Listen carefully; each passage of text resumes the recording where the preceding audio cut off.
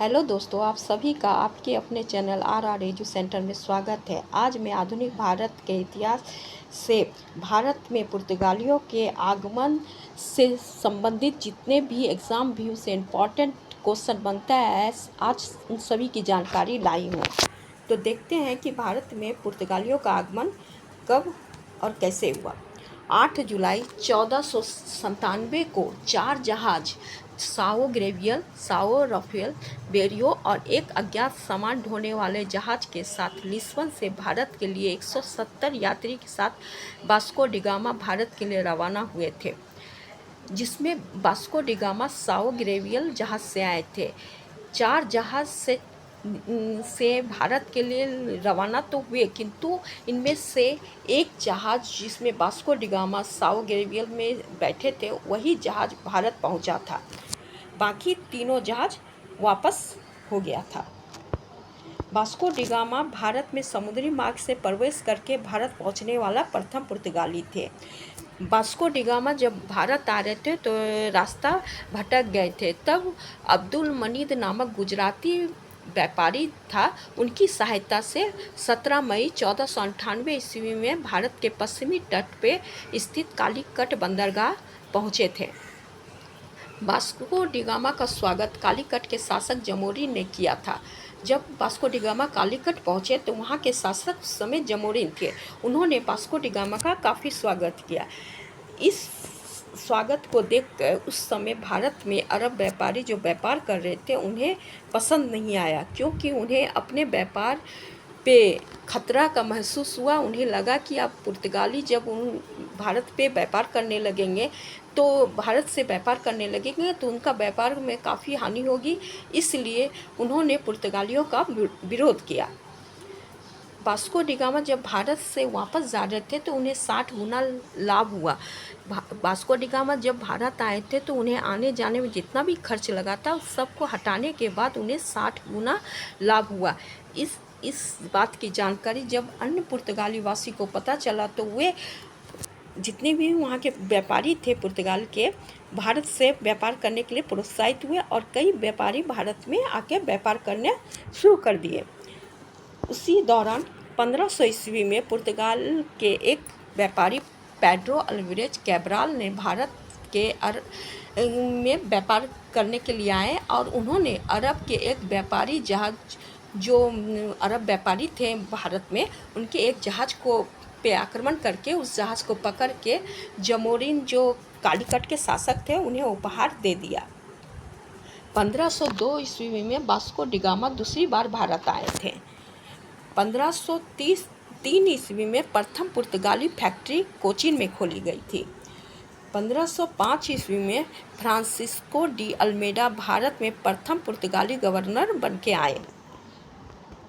1505 ईस्वी में केरल के कन्नूर में दूसरी पुर्तगाली फैक्ट्री खोली गई। फ्रांसिस्को डी अल्मेडा ने हिंद महासागर में व्यापार के लिए नीले जल की नीति या शांत जल की नीति अपनाई थी। नीले जल की नीति क्या थी? नीले जल की नीति जो उनका पुर्तगालियों का था कि वह व्यापार क्षेत्र बढ़ाना चाह रहे थे, इसलिए उन्होंने स्थल मार्ग पे अधिकार के बजाय हिंद महासागर पे अधिकार करना शुरू किए और अपने व्यापार को वृद्धि करने लगे। इसे ही नीले जल की नीति की नाम दी गई है। 1508 ईस्वी में चौल का युद्ध हुआ, जिसमें अल्मीडा का युद्ध जो संयुक्त मुस्लिम नौसैनिक बेरा थे मिस्र, तुर्की और गुजरात के साथ हुआ था, जिसमें अल्मीडा हार गए थे।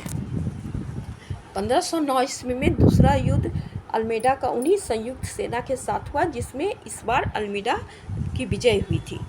1509 ईस्वी में अल्फांसो दा अल्बुकर्क दूसरे पुर्तगाली गवर्नर बन के भारत आए। इन्हें अल्बुकर्क को भारत में पुर्तगालियों का वास्तविक संस्थापक माना जाता है, क्योंकि अल्बुकर्क के शासनकाल में पुर्तगालियों की शक्ति भारत में काफ़ी बढ़ गई थी। उनका व्यापार क्षेत्र भी बढ़ा था, जिस कारण उन्हें भारत में पुर्तगालियों का वास्तविक संस्थापक माना जाता है। अल्बुकर्क ने कोचीन को अपने व्यापारिक केंद्र का मुख्यालय बनाया था। 1510 ईस्वी में अल्बुकर्क ने बीजापुर के शासक यूसुफ आदिल शाह से गोवा छीनकर उन पर अधिकार कर लिया था। 1511 ईस्वी में इसने मलक्का पे अधिकार किया। 1515 ईस्वी में फारस की खाड़ी हॉर्मुज के द्वीप पर भी अधिकार कर लिया था। अल्बुकर्क ने पुर्तगाल के पुरुष को भारतीय स्त्रियों से विवाह करने के लिए प्रोत्साहित किया, क्योंकि अल्बुकर्क चाहते थे कि पुर्तगालियों की संख्या भारत में ज़्यादा से ज़्यादा बढ़े, किंतु पुर्तगाल से वहाँ के आदमी को लाकर यहाँ बसाना मुश्किल था। इसलिए वो चाहते थे कि यहाँ पुर्तगाली जितने भी पुरुष हैं वो अगर भारत की स्त्री से विवाह कर लेंगे, उनका जो परिवार बढ़ेगा वो पुर्तगाली होंगे। इसलिए इस उद्देश्य से उन्होंने पुर्तगाली की संख्या बढ़ाने के लिए उन्होंने पुर्तगाली पुरुष को भारतीय स्त्री से विवाह करने के लिए प्रोत्साहित किया। अल्बुकर्क के समय में पुर्तगालियों ने भारत के राजनीतिक क्षेत्र में हस्तक्षेप करने की नीति शुरुआत की थी। अल्बुकर्क के शासनकाल में ही भारत के राजनीतिक क्षेत्र में पुर्तगालियों का हस्तक्षेप प्रारंभ हो गया था। अल्बुकर्क के समय से ही पुर्तगाली ने भारत में मजबूत नौसैनिक के सत्ता स्थापित कर ली थी। पुर्तगाली का जो नौसैनिक शक्ति था अल्बुकर्क के समय ही भारत पे मजबूत रूप से स्थापित हुई थी। निनो द कुना एक और पुर्तगाली गवर्नर था जिसका शासनकाल भारत पे 1529 से 1538 तक था। ये भारत में 29 से 38 तक पुर्तगाली वायसराय बनकर रहे। उन्होंने 1530 ईस्वी में पुर्तगाल की राजधानी कोचिन से हटाकर गोवा स्थानांतरित किया। जो कोचिन अल्बुकर्क ने राजधानी बनाए थे पुर्तगाली का, उसे हटाकर गोवा को राजधानी पुर्तगाली का बनाया निनो द कुना ने। 1531 ईस्वी में चाउल पर, 1532 ईस्वी में द्वीप पे और 1534 ईस्वी में सालसेट पे और 1536 ईस्वी में बेसिन पे पुर्तगालियों का अधिकार हुआ।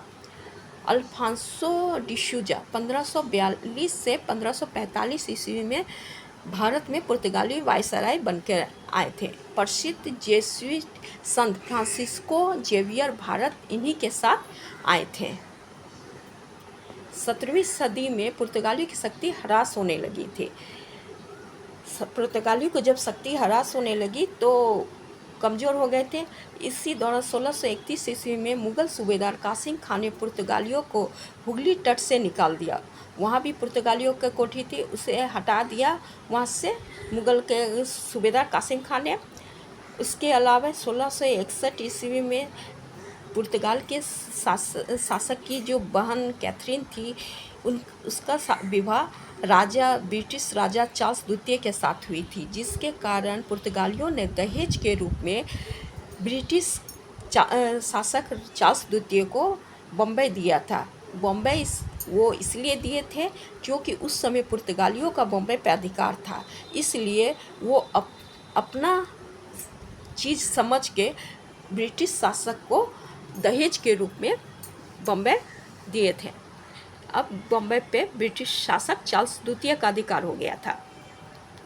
1739 ईस्वी में सालसेट और बेसिन, जिस पर पहले पुर्तगालियों का अधिकार था, उनकी शक्ति कम हो जाने पर मराठों ने उनको हरा के बेसिन और सालसेट पे 1739 में अपना अधिकार कर लिया।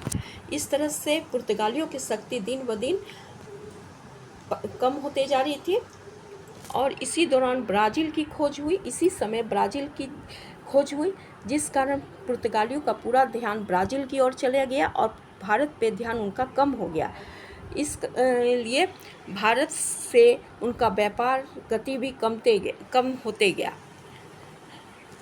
पुर्तगालियों के आगमन से भारत में आलू, मक्का, तंबाकू, खजूर, काजू इत्यादि चीज़ भारत में पुर्तगालियों के आने पर आया है। इनकी जानकारी पहले भारत को नहीं थी। इन लोगों ने अपने साथ इन सभी सामान लाए थे, जिससे भारत में इन सभी का खेती प्रारंभ हुआ। गॉथिक स्थापत्य शैली पुर्तगाली की देन है।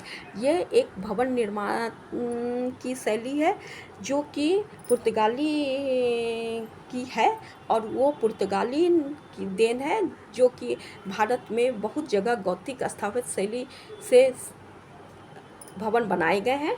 19 दिसंबर 1961 ईस्वी में पुर्तगाली ने भारत छोड़ के पुर्तगाल गए। सर्वप्रथम भारत पे पुर्तगाली आए थे और सबसे बाद पुर्तगाली ही गए थे। ये आज का मेरा सेशन था। Thank you.